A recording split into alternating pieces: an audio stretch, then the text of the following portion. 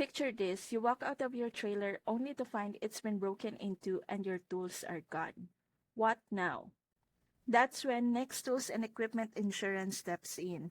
If a vehicle or trailer break-in leads to stolen tools, you can file a claim online and get help replacing them quickly.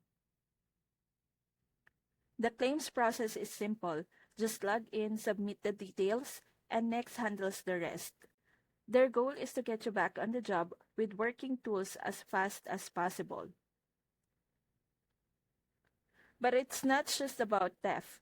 Next also covers accidental damage and loss, whether your tools are in storage, on site, or in transit. And if you borrow equipment from another contractor, certain plans can even protect those items. That flexibility means you're never left wondering what if. You already know Next has your back. Don't let a break-in or accident set your business back. Protect your gear with Next Tools and Equipment Insurance. Click the link below to get your quote today.